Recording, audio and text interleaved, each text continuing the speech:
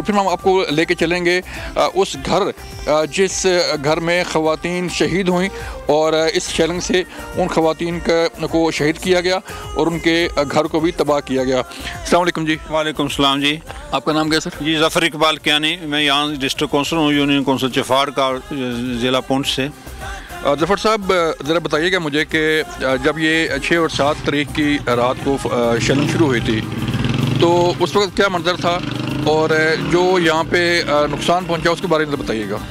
Sir 6 और 7 की दरमियानी रात को जब इंडिया ने अचानक यहाँ सिविल आबादी को हिट किया तो चूँकि हमारी जो पाक फ़ौज के जवान थे वो तो अपनी पोस्टों से उनको जवाबी कार्रवाई कर रहे थे, लेकिन इंडिया ने बुखलाहट करके यहाँ हमारी सिविल आबादी को हिट किया और यहाँ से हमारी एक ही घर में 3 औरतें शहीद हुई और एक बच्ची ज़ख्मी हुई। और वो घर ये बिल्कुल आपको हम थोड़ी देर में दिखाएँगे। और वो अल्लाह ताला का बड़ा एहसान है कि हमारे लोगों के जो हौसले थे वो अब भी और उस वक़्त भी बिल्कुल बिला खौफ और अपनी पाक फ़ौज के साथ शाना बशाना खड़े थे। तो नुकसान क्या हुआ, कितने लोग शहीद हुए थे? यहाँ जहाँ हम खड़े हैं ये मेरी यूसी में 3 आदमी शहीद हुए और 3 ज़ख्मी हुए थे और ये सिविलियन आबादी पर चुके वो गोलाबारी कर रहे थे। ख़वातीन शहीद हुई यहाँ पर? जी 3 ख़वातीन शहीद हुई और 2 ख़वातीन ज़ख्मी हुई और 1 मर्द ज़ख्मी हुआ। तो आप काउंसलर हैं कियानी साहब, जब ज़ाहिर बात है शेलिंग होती है हमारी पाक फ़ौज के जवान भी भरपूर उन्होंने जवाबी कार्रवाई की और दुश्मन को मजबूर किया कि वो सफ़ेद परचम लहरा के माफ़ी मांगे कि सफ़ेद परचम लहरा दी गया है। तो उस वक़्त अवाम का क्या जज्बा था और जो यहाँ की सिविलियन आबादी है वो किस तरह जो है वो इस सारी सूरत हाल का मुकाबला कर रही थी? सर ये देखिए कि इससे पहले भी यहाँ वार होती रही, लेकिन इस बार चूँकि इंडिया ने बिला इश्तिहाल फायरिंग जब शुरू की तो हमारी आर्मी ने उसका मुंह तोड़ जवाब दिया और इस कदर जवाब हुआ और हमारे लोग जो है उनके हौसले इस कदर बुलंद थे, वो अपनी फ़ौज के साथ शाना बशाना थे। तो उसके जवाब में इंडिया की वो पोस्टें जो मुतासर हुई उन्होंने एकदम सफ़ेद झंडा लहराया और उस वक्त हमारे लोग जो थे वो अपनी आर्मी के साथ इस जज्बे के साथ थे कि हम इंशाअल्लाह ताला इंडिया के साथ भरपूर जंग करेंगे और उसका जवाब देंगे, चूँकि वो निहत्थे लोगों पर जो बमबारी कर रहा है। बिल्कुल निहत्थे लोगों पर बमबारी कर रहा था और हमारी जो अवाम है वो पाक फ़ौज के साथ खड़ी थी। कुछ और लोगों से बात करते हैं, आइए उनके पास। जी हम बात करेंगे बाकी जो देहाती हैं यहाँ पे उनसे पूछेंगे कि उस वक्त क्या हालात थे। अस्सलाम वालेकुम जी। वालेकुम सलाम। आपका नाम क्या है? मेरा नाम सर मोहम्मद हुसैन दीवाना, रिटायर्ड डिस्पेंसर।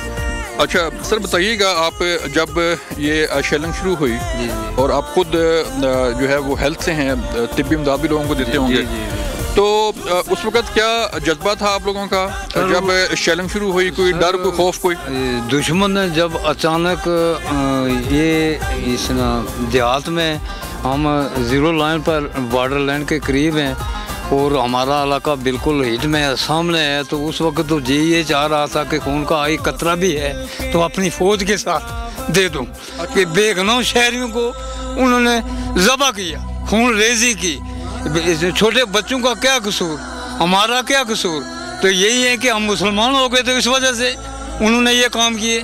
हमारा अब भी जज्बा इंशाल्लाह पाक फ़ौज जिंदाबाद, पाक फ़ौज जिंदाबाद, खून का एक कतरा भी पाक फ़ौज के लिए वाक़फ़। अच्छा, खून के आखिरी कतरे तक? बिल्कुल। तो मासूम बुज़दिल दुश्मन है, मासूम ख़वातीन को निशाना बनाता है। सर हमारी फ़ौज ने तो वो कारकर्दगी दिखाई जो मैं बयान नहीं कर सकता हूँ। हमारे जवानों ने वो किया, उनकी तोपों को, उनके फायर को खामोश किया और उन्होंने सफ़ेद झंडे लहरा दिए कि हार गए हम, आप जीत के हम हार गए। तो इतना जालिम दुश्मन है कि उसने ख़वातीन को भी नहीं बख्शा? नहीं बख्शा, बेगुनाह शहरियों को नहीं बख्शा उसने। और ये जनाब बैनुल-अक़वामी मुत्तहिदा के कानून में है कि सिविल शहरियों का खैर उनको निशाना नहीं बना सकते हैं, तो इन्होंने वो करके दिखाया कि ये जालिम कहीं कहाँ के काफिर तो काफिर ही हैं सर। लेकिन वो ये सोच रहा था कि शायद हमारी आवाम डर जाएगी। हाँ, हमारी आवाम डर जाएगी, लेकिन हमारी आवाम फौज जिंदाबाद, हमारी पाक फौज, हमारे जवानों ने डर के मुकाबला किया दुश्मन का, मुंह तोड़ जवाब दिया, उनकी तोपों को खामोश किया। यहाँ इस गांव में आप लोग हैं, ख़वातीन हैं, बच्चे हैं। जी जी। तो बच्चों में कोई डर खौफ कोई? बच्चों में भी कोई डर खौफ नहीं है, वो भी दलेर हैं, पाक फौज के साथ हैं। बूढ़े जवान वो पाक फौज के साथ हैं।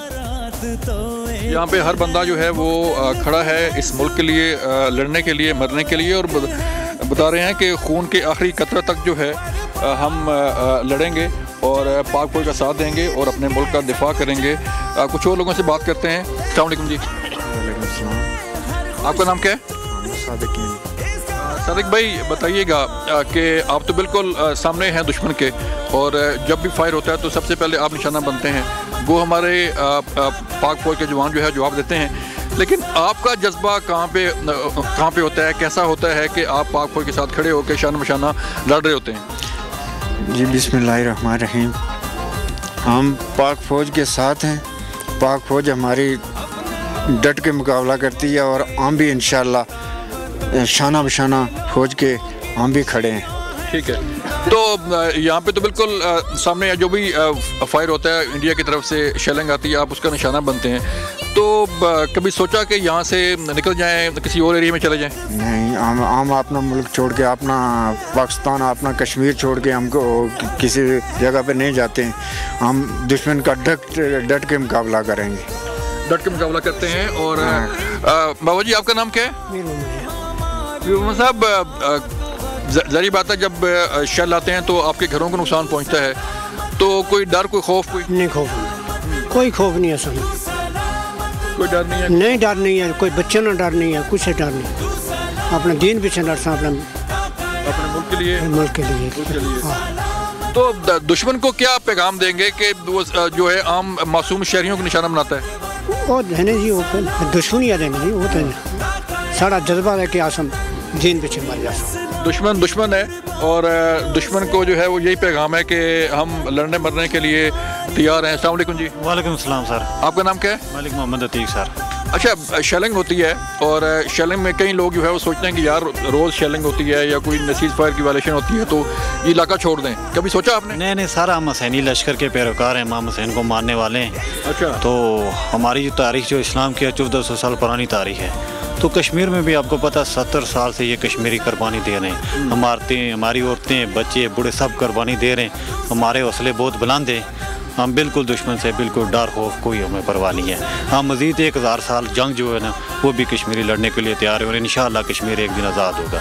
वाह, बिल्कुल एक दिन आएगा कि जो है वो कश्मीर आज़ाद होगा। तो जब ये जंग शुरू हुई थी, बाकायदा जंग का आगाज़ हो गया था जब 6 और 7 की दरमियानी रात को उन्होंने बिला इख्तियार फायरिंग शुरू कर दी। तो लोगों का जज्बा क्या था? आप लोग पहुँचे अपने पाक फौज के साथ खड़ा होने के लिए, उनका हौसला बढ़ाने के लिए?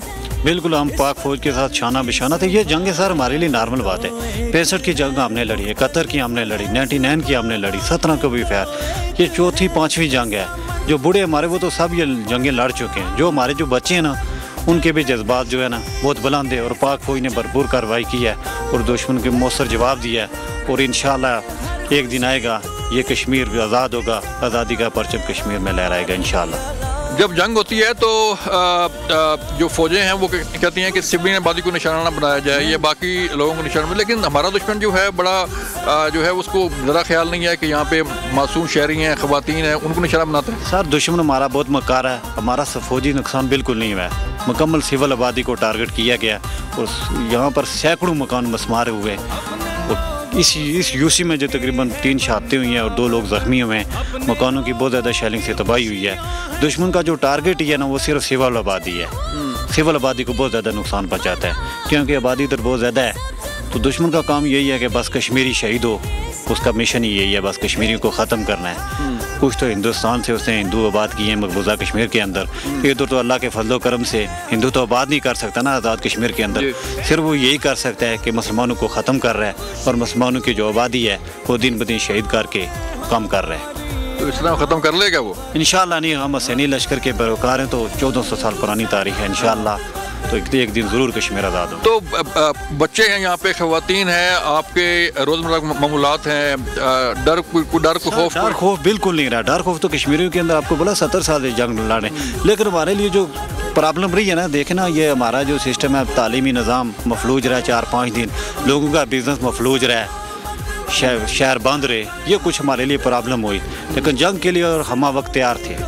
जंग के लिए हम वक्त तैयार थे और जंग के लिए तैयार हैं और कई दहाइयों से ये जंग लड़ी जा रही है। कश्मीरी खड़े हैं और कश्मीरी अवाम जो है पाक फौज के साथ खड़ी है। अस्सलाम वालेकुम। वालेकुम सलाम। आपका नाम क्या है? मोहम्मद कबीर कियानी।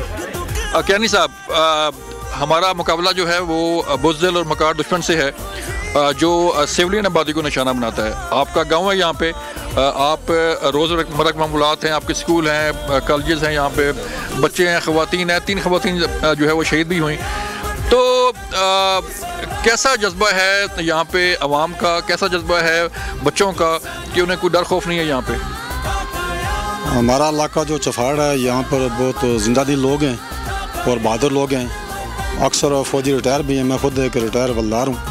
तो हमारा मुकाबला इंशाल्लाह अल्लाह के हुक्म से ये मकार और बुज़दिल दुश्मन ये हमारा मुकाबला नहीं कर सकता है, क्योंकि हमारे अंदर ईमान का जज्बा भी है और हमारे लोग भी जो हैं वो बहादुर और दलेर हैं। तो इंशाल्लाह जब भी कभी मौका मिला तो फतह हमारी होगी। जी, फतह हमारी होगी और हमने ये साबित कर दिया कि फ़तह कैसे होती है और कैसे जवाब आता है, क्योंकि हमारी जो जवानों ने जवाब दिया उससे अब सदियों तक याद रहेगा। तो यहाँ पे जो ख़वातीन शहीद हुई और जो उस रात शेलिंग हो रही थी, तो लोगों का क्या जज्बा था? लोग जो है अपनी पाक फौज के साथ खड़े थे, मुल्क के लिए जो है वो मरने के लिए तैयार थे। इंशाल्लाह लोग जो हमारे हैं ये पहले भी पाक फौज के साथ थे और अब भी इंशाल्लाह आगे भी रहेंगे। लोगों का जज्बा बहुत हाई था, मोराल बहुत हाई थे, क्योंकि हम मुसलमान हैं, बहैसियत मुसलमान। इंटरनेशनल सतह पर भी ये तस्लीम किया गया है कि पाकिस्तानी फ़ौज का और पाकिस्तानी अवाम का एक मकार और बुज़दिल दुश्मन मुकाबला नहीं कर सकता है। तो इंशाल्लाह हम हर सतह पर तैयार हैं अपने दुश्मन के लड़ने के लिए। मकारी कर ले, शेलिंग कर ले, लेकिन जो है वो हमारी कौम को नहीं हरा सकता। लोगों का जज्बा आप देख रहे हैं कि लोग जो है वो लड़ने के लिए तैयार हैं, मरने के लिए तैयार हैं, लेकिन पीछे हटने के लिए तैयार नहीं है। अस्सलाम वालेकुम जी। वालेकुम सलाम। आपका नाम क्या है? बिलाल शौकत। बिलाल भाई, जब आपकी दुकान है यहाँ पे और कारोबार भी करते हैं यहाँ पे, लेकिन जब शेलिंग होती है तो आपके कारोबार को नुकसान पहुँचता है, आपके घरों को भी नुकसान पहुँचता है, तो कैसा जज्बा था? कोई यहाँ पे बताया जा रहा है कि किसी को कोई डर खौफ नहीं था कि जो शेलिंग हो रही है आती रहे खड़े हैं? जी जी, सबसे पहले तो यही है कि हमारे अंदर कोई डर नहीं था। हम दुश्मन के मुकाबले के लिए खड़े हैं और खड़े रहेंगे और पाक फ़ौज के साथ हम शाना बशाना खड़े हैं। और मज़ीद अगर इंडिया जंग करना चाहता है तो वो शौक़ से करे, हम उनके इस शौक़ को खाक में मिलाएंगे इंशाल्लाह। जंग करना है तो शौक़ से करे, लेकिन हम खड़े हैं। तो यहाँ पे लोगों को डर ही नहीं लगता कि शेलिंग आ रही है? नहीं नहीं, कोई डर नहीं है। अब मौत आनी है, एक ना एक दिन तो आनी है। अगर उनके इस बिला इख्तियार फायरिंग से ही आनी है तो बेशक आ जाए, लेकिन हम मुकाबला डट के करेंगे उनका इंशाल्लाह। बिल्कुल, मौत तो आनी है और हम खड़े हैं, ये जज्बा है लोगों का। और ये इस जज्बे के साथ हमारी जो सिविलियन आबादी है, जो हमारे शहरी हैं, वो खड़े हैं कि बेशक जो मर्ज़ी हो जाए, घर तबाह होते हैं, तबाह हो जाएँ, लोग शहीद होते हैं, शहीद हो जाए, लेकिन हम खड़े हैं अपने मुल्क का दिफा करने के लिए, अपनी पाक फौज के साथ खड़े हैं। और अभी हम आपको लेके चलते हैं उस मकाम पे, उस घर में लेके चलेंगे आपको कि जिस घर में ख़वातीन शहीद हुई थी, क्योंकि ये जो पहाड़ है इस साइड से ये शेलिंग आती है और नीचे जो है वो गांव है और ये सारी शेलिंग जो है इस नीचे गांव में आती है, चपाड़ में, और लोगों का नुकसान होता है, लोगों की जो इमलाक हैं उनको नुकसान पहुंचता है। यहाँ पे आप देख सकते हैं कि ज़िंदगी मामूल पर है, लोग अपना कारोबार कर रहे हैं, लोग अपने मामलात ज़िंदगी जो है वो किए जा रहे हैं और इनके साथ हम जो है वो खड़े हैं, बात कर रहे हैं, लेकिन दुकानें खुली हुई हैं, लाइन ऑफ कंट्रोल है। मुझे यहाँ पे एक लेनी है ब्रेक। जब ब्रेक से वापस आएंगे तो फिर हम मिलेंगे उन बहादुरों के साथ जिन्होंने अपनी ख़वातीन जो है उनकी शहीद हो गई, उन भाइयों की, लेकिन उनका हौसला जो है वो पस्त नहीं हुआ।